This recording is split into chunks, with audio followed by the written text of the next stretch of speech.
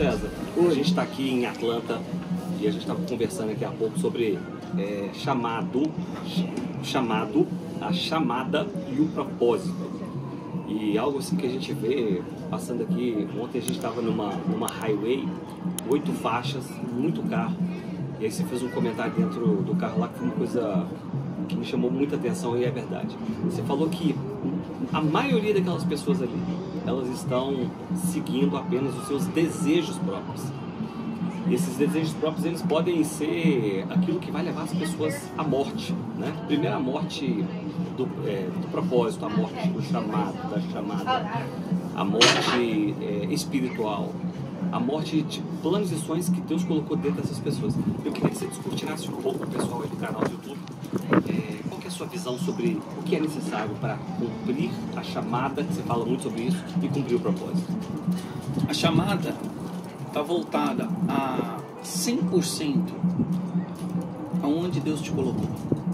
Então, se Deus te plantou na América, você tem uma chamada na América. Se Deus te plantou no Brasil, você tem uma chamada lá. Se você está no trabalho, você tem uma chamada lá. E o propósito é aquilo que você entrega aonde Deus te colocou. Qual é o nível da mensagem que você está entregando para as pessoas que estão ao seu lado? Esse é o propósito. Olha como que isso é uma coisa forte, né? Isso, eu tenho certeza que isso já é uma coisa que descortina na cabeça das pessoas crenças que as limitam, talvez, de seguir o verdadeiro propósito. Porque as pessoas, elas imaginam que para que elas venham viver o propósito, elas precisam alcançar o lugar do propósito. Mas pelo que você está falando, o propósito é você frutificar aonde Deus te colocou. Eu queria que você comentasse também com o pessoal. Como José, imagina José. Aonde Deus colocou José, José foi um ramo frutífero. Ele sempre entregou o que ele carregava aonde ele ficou. Casa de Potifar, prisão, na casa de Jacó com os irmãos, no Egito também. José tinha essa essência de entregar aquilo que ele carregava. E ele cumpriu o propósito. Olha, interessante isso, né? Ontem mesmo você falava isso para uma pessoa, né? Quando está falando da história de José ali, uma página, José, ele teve o sonho.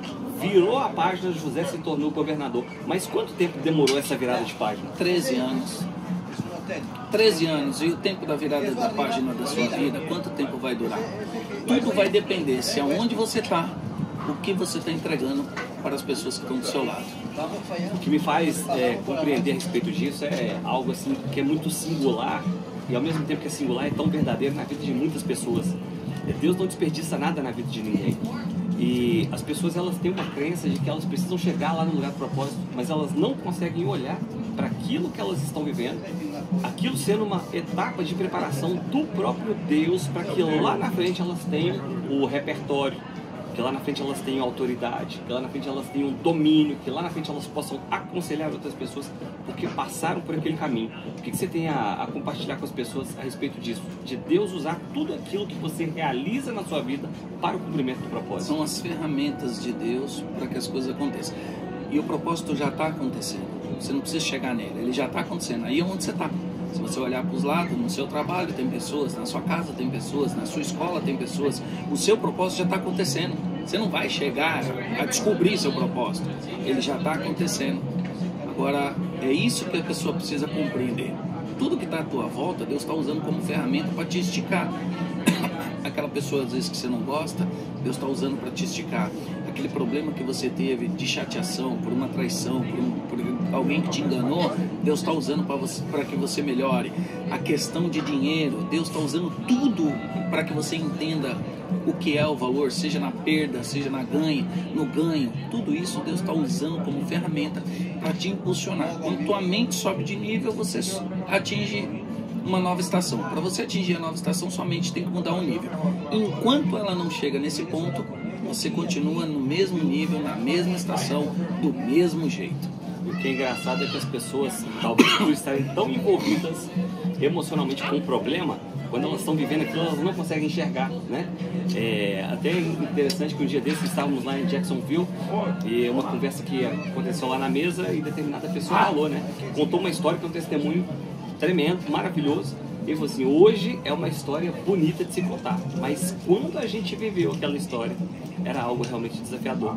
Eu quero dizer para você que talvez hoje o que você está vivendo está te desafiando, talvez hoje o que você está vivendo está doendo, talvez hoje aquilo que você está vivenciando na sua vida está te esticando, está te colocando numa posição de muito desconforto, numa posição de dúvida, de ansiedade, de medo.